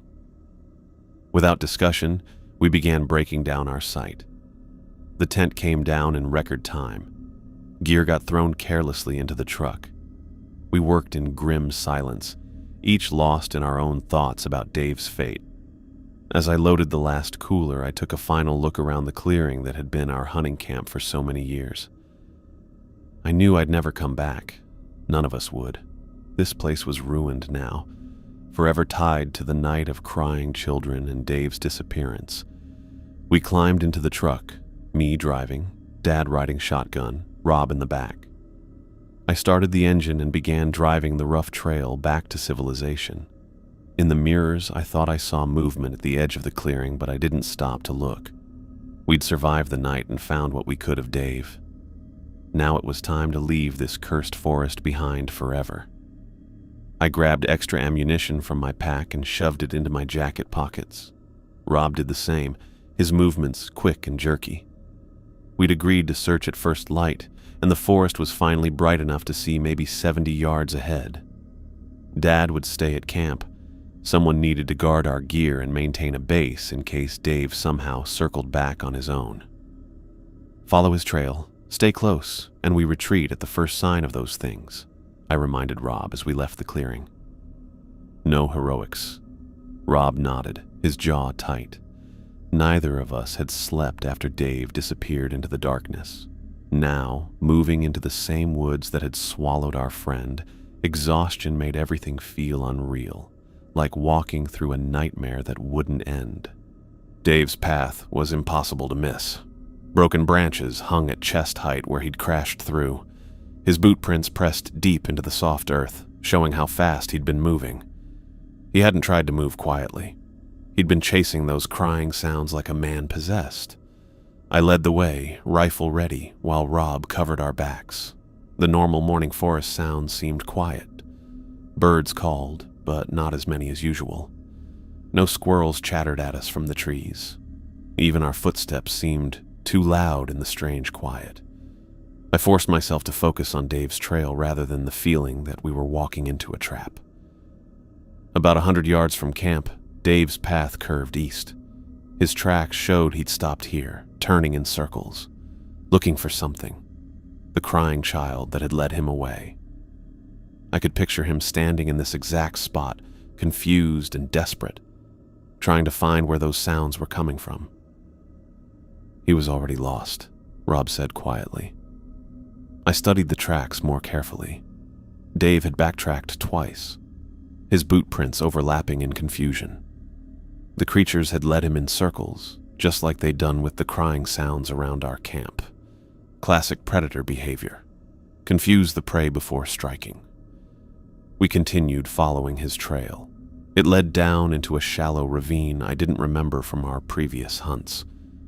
The trees grew thicker here, older, with heavy moss coating their trunks. Dave's path showed more desperation. Snapped branches, skid marks where he'd slipped on the steep slope. Something shined in the leaves ahead. Dave's flashlight lay in the dirt, still switched on, but the beam barely visible as the batteries died. I picked it up and checked it. No damage, just dropped. The lens was clean, the casing intact. He'd either dropped it accidentally while running, or... "Mike!" Rob's voice was tight. "Over here." 50 yards past the flashlight, Dave's shotgun lay across the trail. Both barrels had been fired. I could smell the gunpowder still hanging in the damp morning air. Spent shells lay a few feet away where they'd been ejected. The weapon itself looked wrong, and when I knelt beside it, I saw why. The wooden stock was cracked, splintered like it had been used as a club. Dark stains covered the ground around the weapon. Blood. A lot of it. "Jesus," Rob whispered. "Is that—" "Yeah." I stood slowly, trying to read the scene. The blood wasn't pooled in one spot. It was everywhere, splashed across leaves, painted on tree trunks, dripping from low branches. Dave had made his stand here. He'd fired both barrels at something, then tried to defend himself with the gun itself, and he'd lost. "Dave," Rob shouted suddenly. "Dave, can you hear us?" His voice bounced off the trees and faded. No response except our own breathing. I wanted to tell him to stop shouting, that we might attract whatever had done this, but I understood his desperation. Some part of him still hoped Dave might answer. I found more blood on a tree trunk at shoulder height. The bark was torn, like something with claws had raked across it, or like Dave had grabbed it while being... I pushed the thought away and focused on the evidence. We needed to understand what happened, then get out of here. "Look at this." I pointed to marks in the dirt near the bloodstains. They weren't footprints, not human ones anyway. Long grooves in the earth, too deep and too far apart to be made by any animal I knew. Something had moved through here after Dave fired his weapon. Something big. Rob knelt beside the strange marks. What made these? I don't know, and I don't want to find out. The trail of blood led deeper into the woods, but it was getting harder to follow. Drops here and there on leaves, a smear on a rock, but no clear direction. Whatever had attacked Dave had either carried him off or... A branch snapped overhead. Both Rob and I jerked our rifles up, searching the trees above. The trees were thick here, branches woven together into a dense green ceiling. I couldn't see anything moving, but I felt watched. That same feeling from last night. Intelligent eyes studying us, waiting. "Did you see anything?" Rob whispered. I shook my head, keeping my rifle pointed at the trees above. Another sound came from our left, leaves rustling with no wind to move them. We turned toward it, but again saw nothing. The forest was playing with us, or something in the forest was. "We need to go," I said. "Now. We can't leave him. He's gone, Rob. Look at this blood. Look at these marks. Whatever got him." A low growl cut me off. Not from above this time, but from ground level, somewhere in the thick bushes to our right. It was a deep sound, almost below the range of human hearing that I felt in my chest, as much as heard. Rob and I moved back to back instinctively, weapons ready. The growl came again, closer. I caught movement in the corner of my eye, something sliding between the trees, pale, like I'd seen the night before, but moving too fast to get a clear look. My finger found the trigger, but I held fire. Shooting at shadows would only waste ammunition we might need. "Back to camp," I ordered. "Slow and steady. Don't run unless I say." We started going back the way we'd come, still back to back. The growling followed us, sometimes from one side, sometimes the other. Whatever was out there, it was walking with us, keeping just out of sight. I remembered how smart those things had been during the night. This felt like the same planned behavior, letting us know they were there, pushing us where they wanted us to go. More movement in the trees above us. Branches moving with no wind. The growling had stopped, but that made it worse somehow. At least when they made noise, we knew where they were. This silence meant they could be anywhere, watching, waiting for the right moment to attack. "Keep moving," I told Rob, though he didn't need the encouragement. We were both fighting the urge to run. Only the knowledge that running might trigger a chase response kept us walking at a steady pace. The forest seemed to press in around us as we climbed out of the ravine.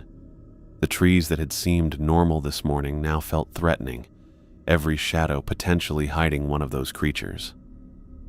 I kept looking up, expecting to see yellow eyes staring down at us, but saw only leaves and branches.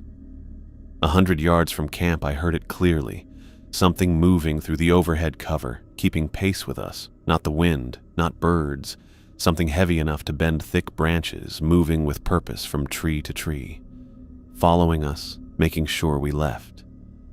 "Don't look up," I told Rob. "Just keep walking." But I could tell he heard it too. His knuckles were white on his rifle, his breathing too fast. We were so close to camp now. I could see breaks in the trees ahead where our clearing must be, just a little further.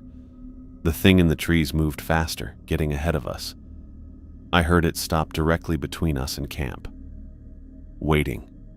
My mind went through options. Go around, stand and fight, call out to Dad for help. Then, as suddenly as it had appeared, the thing pulled back. The branches stopped moving. The heavy feeling of being watched went away. Whatever message those creatures wanted to send, they'd sent it. We'd searched for Dave, found evidence of his fate, and been warned not to go any further. We broke into the clearing to find Dad already loading gear into the truck. He took one look at our faces and didn't ask questions. We'd found Dave's blood and his weapon. That told him everything he needed to know. "Help me get this packed," was all he said. As I grabbed the nearest cooler, I caught myself looking back at the tree line. Nothing moved in the shadows between the trunks, but I knew they were there, watching us pack up and get ready to leave. They'd won. They'd taken Dave, shown us we were powerless to stop them, and now they were letting us go. But I couldn't shake the feeling this was just a break, not a real escape. Those things had tasted blood. They'd successfully pulled one of us away from safety. How many other hunting parties had they followed over the years? How many other disappearances in these woods had been blamed on getting lost or animal attacks? I threw the cooler in the truck bed harder than necessary, wanting to put miles between us and this awful place. We still had to report Dave missing, still had to face his wife and explain how we'd let him walk into the darkness alone. But first, we had to get out of here alive. The crash came from directly behind us, branches snapping like gunshots, something massive bulldozing through the bushes. Rob and I bolted without a word, our exhausted bodies somehow finding reserves of speed. My boots slipped on wet leaves as we scrambled up the ravine's slope, rifles banging against our backs. A howl erupted from where we'd been standing seconds before. Not the crying from last night, not the breathing or whispering. This was pure animal rage, deep and terrible, vibrating through the trees. It wasn't meant to lure anymore. It was meant to terrify. And it worked. More crashing behind us, but wrong. Too fast, too high. I risked a glance back and caught movement in the overhead cover. Something pale flashed between branches 30 feet up, covering impossible distances with each leap. The trees shook as it landed, bending under weight that should have snapped them. "Move, move, move," I gasped, though Rob needed no encouragement. The howling came again, closer. Branches broke overhead as our pursuer stopped trying to stay hidden. Leaves and twigs rained down on us. I heard wood breaking, saw a thick branch fall past my shoulder.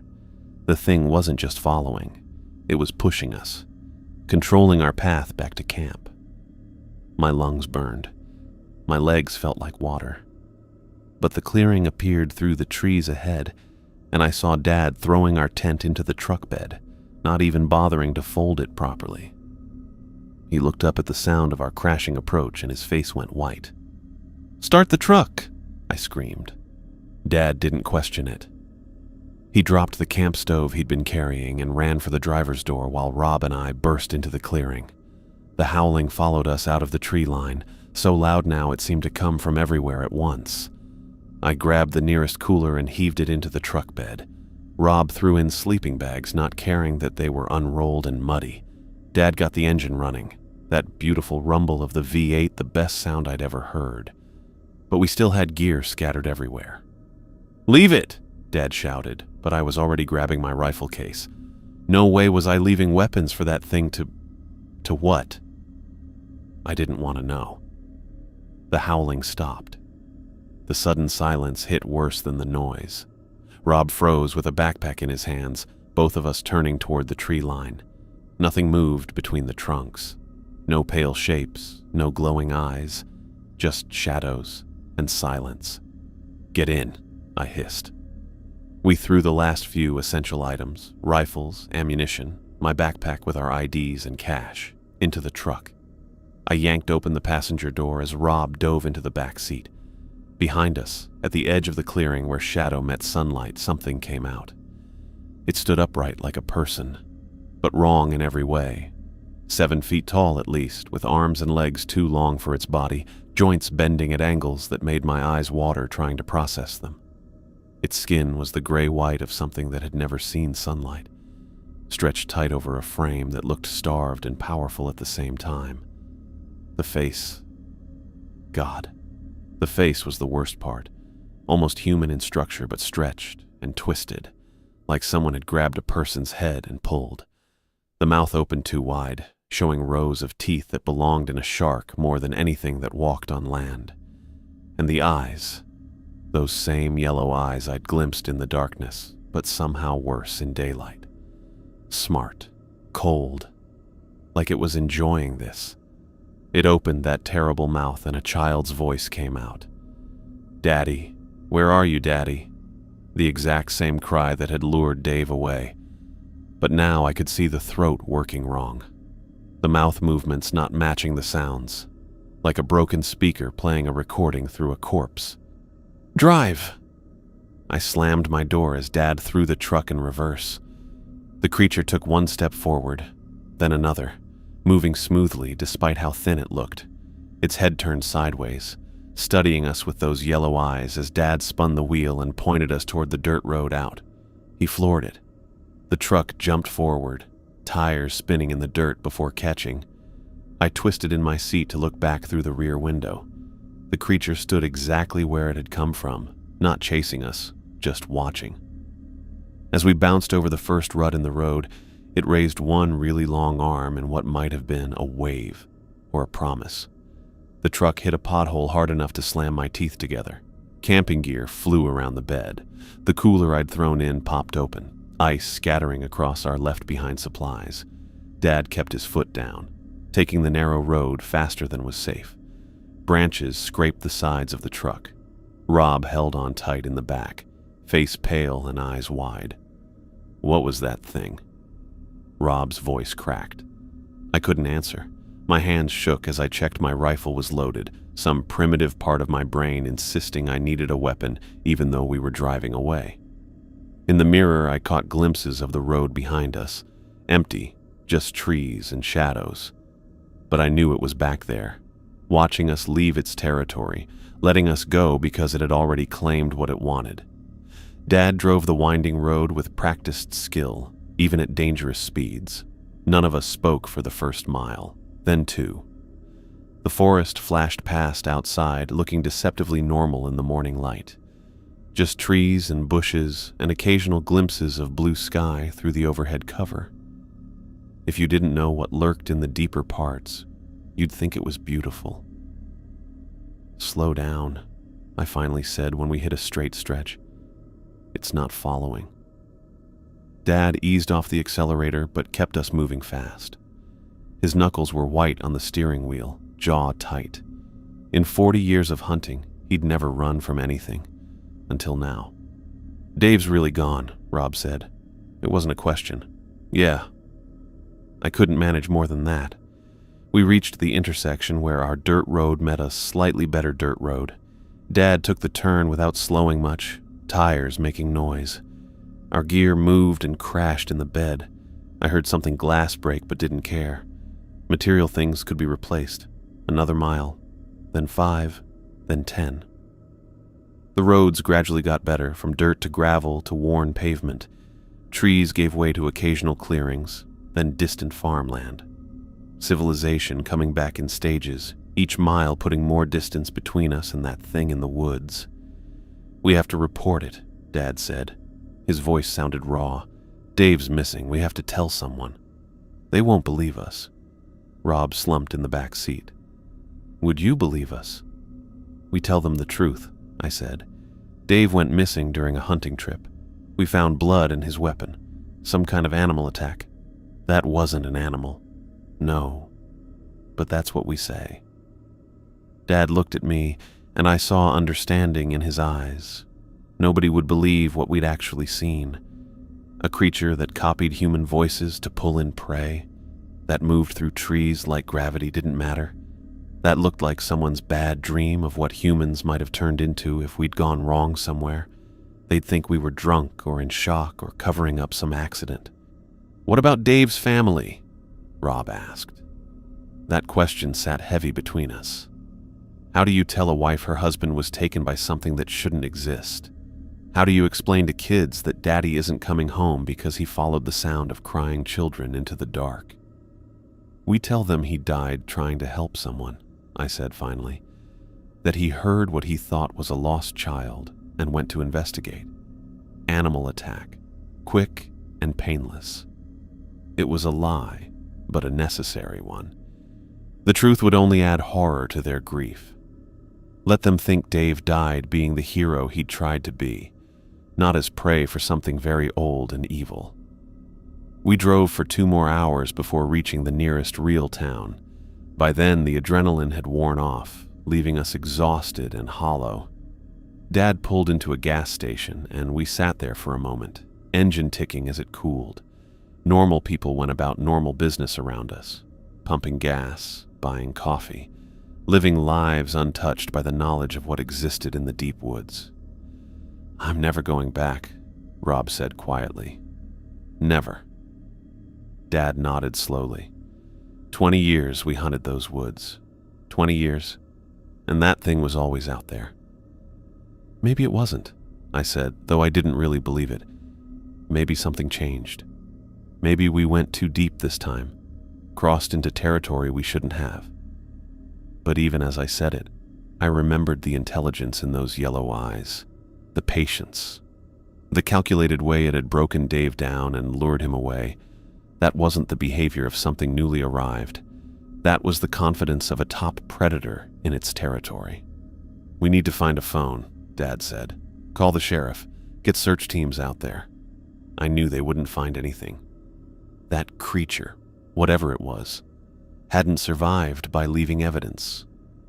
But we had to go through the motions, had to pretend the normal rules still applied, even though we'd seen proof they didn't.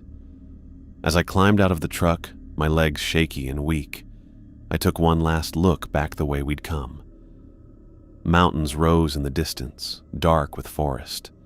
Somewhere in those woods, that thing moved through the trees, maybe already cleaning up evidence of Dave's fate, or maybe sitting still in shadow, waiting for the next group of hunters to go too deep. I turned away and followed Dad and Rob into the gas station. We had calls to make, lies to tell, and a lifetime of nightmares ahead. But we were alive. We'd made it out. That had to count for something, even if I knew I'd never stop hearing those crying voices in the dark, never stop seeing that twisted face and those yellow eyes, never stop wondering what would have happened if we'd followed Dave into the forest. Some knowledge comes with a price. We'd paid it in full. I moved in the hard plastic chair, my back aching from hours of sitting. The sheriff's office smelled like burnt coffee and floor wax, and the fluorescent lights made everything look washed out and unreal. Deputy Kerrigan sat across from me, pen moving across his notepad as I repeated the story for the 3rd time. So your friend heard what he thought was a child crying, Kerrigan said, not looking up from his notes. And he went to investigate alone. That's right. The lie came easier now. I'd practiced it during the drive here, refined it while waiting for someone to take our statement. We tried to stop him, but Dave was convinced someone needed help. Kerrigan's pen stopped moving. He looked up at me with tired eyes that had seen too many hunting accidents, too many people who went into the woods and never came back. At 3 a.m, we'd heard the sounds for a while. Crying like a lost kid. Dave has had a daughter about that age. It got to him. And you found blood at the scene. Blood, his shotgun with both barrels fired, and some kind of tracks we couldn't identify. Big animal, maybe a bear. The deputy made another note. Through the window behind him, I could see Rob in the next room, going through the same questioning with another officer. Dad had gone first, his military bearing and straightforward manner lending credibility to our made-up timeline. We'd agreed on the basic facts during the drive. Strange sounds in the night, Dave investigating alone, evidence of an animal attack. Nothing about creatures that walked upright or voices that came from things with too many teeth. "We'll need you to show us where this happened," Kerrigan said. "Guide the search team to the exact spot." My stomach turned at the thought of going back, but I nodded. Of course. 3 hours later, I was back in those woods, though nowhere near as deep as our campsite. I'd told them we'd been camping closer to the main trails, shaving miles off the real location, partly because I couldn't face going back to where that thing had come out of the shadows, partly because I knew they'd find nothing anyway. The search team was professional and thorough. Dogs, grid patterns, deputies, and volunteer firefighters spread out through the forest. I led them to an area that looked enough like where we'd found Dave's shotgun, a ravine with thick bushes, the kind of place where someone might get turned around in the dark. "About here," I lied, pointing to a cluster of trees. "This is where we found the blood." They searched for 3 days. Bloodhounds followed trails that led nowhere. Deputies found some old scat they thought might be from a large predator, but the lab results came back as ordinary black bear, and months old at that. No blood, no remains, no sign that Dave or anything else had been through the area. "Sometimes the woods just swallow people," Kerrigan told me on the last day, his team packing up their gear, especially if a large predator's involved. "They can drag prey for miles, hide it in places we'd never think to look." I agreed with him because it was easier than arguing. Let them think Dave had been unlucky enough to stumble into a bear or mountain lion. Let them close their files with a neat explanation that fit into their understanding of how the world worked. 2 weeks passed. I tried to return to normal life. Work, bills, grocery shopping. But normal felt like a costume that didn't fit anymore. I'd catch myself staring at tree lines, wondering what watched from the shadows. Rob called a few times, his voice empty. He'd started drinking more, he admitted. Couldn't sleep without the television on, needed the noise to drown out the memory of crying children. Dad threw himself into projects around his property, building a new shed he didn't need, fixing fences that weren't broken. Anything to keep his hands busy and his mind busy. We didn't talk about that night. What was there to say? Then my phone rang on a Tuesday afternoon. Kerrigan's name on the screen made my chest feel tight. "Mr. Thompson, we found something. Can you come down to the station?" I drove the 30 miles in silence, my hands shaking on the steering wheel. They'd found Dave. Had to be. Some hiker had stumbled across his body, or what was left of it. I'd have to identify him, make the call to his wife that I'd been dreading. At least, there'd be closure. But Kerrigan's face when I walked in told me it wasn't that simple. "A ranger doing a forest health survey found this," he said, leading me to a small room. On the metal table sat an evidence bag. Through the clear plastic, I could see pale flesh, mangled and torn. It was wedged in a pine tree, 30 feet up. My legs went weak. I sank into the nearest chair, staring at what was left of Dave's hand. I recognized the wedding ring still somehow attached to one twisted finger. The flesh was torn up, deep cuts raking across it. Claw marks, but not from any animal that should exist. "The coroner's ruling it an animal attack," Kerrigan continued. "Probably a bear, though it's unusual behavior. Must have cached the remains up the tree, though we can't find the rest of the body." "Bears don't do that." The words came out before I could stop them. Kerrigan shrugged. "They do sometimes, rare but documented. Black bears can climb, and if threatened by other predators, they might store food in high places." I wanted to laugh at how ridiculous it sounded. A bear carefully placing a cut-off human hand 30 feet up a pine tree. But I just nodded, playing my part in the official story. "What happens now?" "We'll release the remains to the family for burial. Case will be closed as death by wildlife attack. I'm sorry we couldn't find more of your friend." I signed papers, shook hands, walked out of that station knowing Dave's death would be filed away as just another hunting accident. His wife would get a death certificate that said animal attack, and maybe that was better than the truth. At least she could grieve without knowing what really hunted in those woods. Rob lasted longer than I expected. 3 months before he called me drunk one night, crying about the sounds he still heard when he closed his eyes. He'd tried going on a day hunt with some coworkers, he said, but panicked when they'd entered thick forest. Had to make up a story about food poisoning to explain why he'd rushed back to the truck. He sold his rifles the next week. Dad aged 5 years and 6 months. The man who'd hunted since he could walk, who'd taught Rob and me everything about woodcraft and tracking, never picked up a gun again. He'd sometimes start to tell one of his hunting stories, then trail off mid-sentence, staring at nothing. We both knew why. Every memory of those woods was tainted now, poisoned by knowing what else shared them. Winter came and went. Spring arrived with its usual burst of green.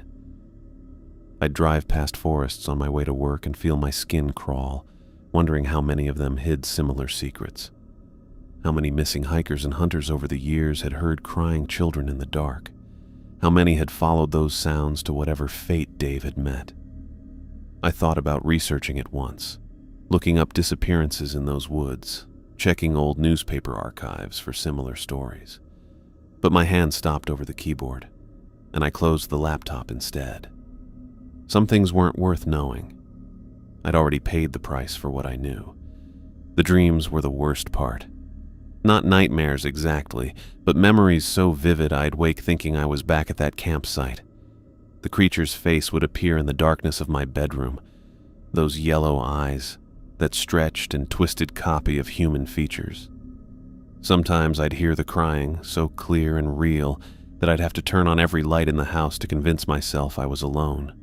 1 year later, almost to the day, I saw a news report about another missing hunter. Different part of the state, but still remote wilderness.